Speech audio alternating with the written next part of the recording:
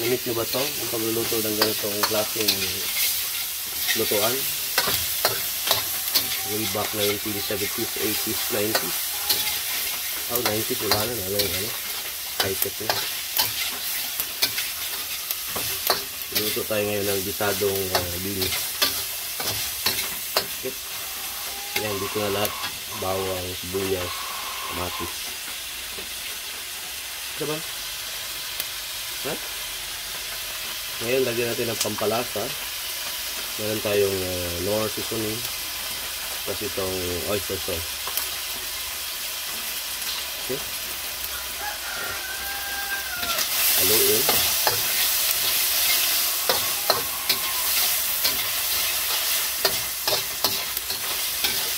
Para magbukhang chef. Kahit di naman magaling magluto. Para lang magbukha. Okay.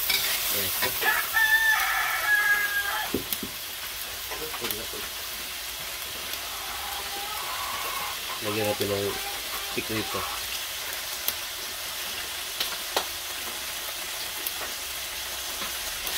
So, tingnan nyo ito. Ang kagandahan itong wok na to ay hindi dinidikit. Shout out kay Forbas Sisling Vlogger. Good item na to. Good item. Sinilas. Sinilas. Ngayon, lagyan ng tubig. Yung mga dumidikit yan ay nagsisilbing pampalasa. No? Yung sarap. Royal na puti. Royal na puti. Available sa kanang huling. So ngayon, ano natin yung mga dumidikit-dikit dyan. Yung kukunin mo. Tapos yung mix na yan dyan. Okay.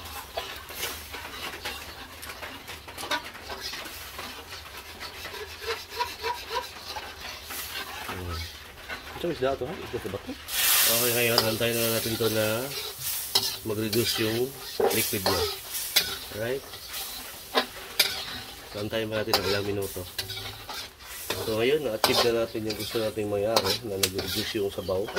Saka natin ilalagay yung beans. Okay? So, ngayon, anuhin muna natin ang kahoy sa baba kasi nawala na yung apoy. So ngayon, i-reduce na talaga yung sabaw. It's time to put the gulay. Okay, lalagyan natin yung beans. Beans. Paano ka ginawa? Okay. So ngayon, sa mga mahilig sa gulay, kumain kayo nito para magka-arthritis kayo. Ayos din. Ang healthy kayo. Sarap to guys. Lagyan natin mamaya ng Knorr seasoning para mabango. At saka sesame oil.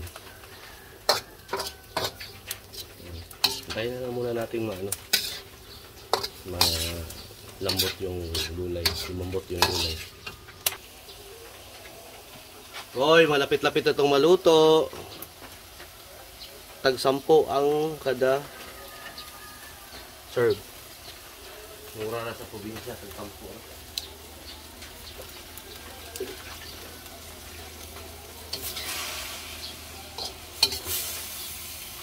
Lutaw kayo sa sabaw.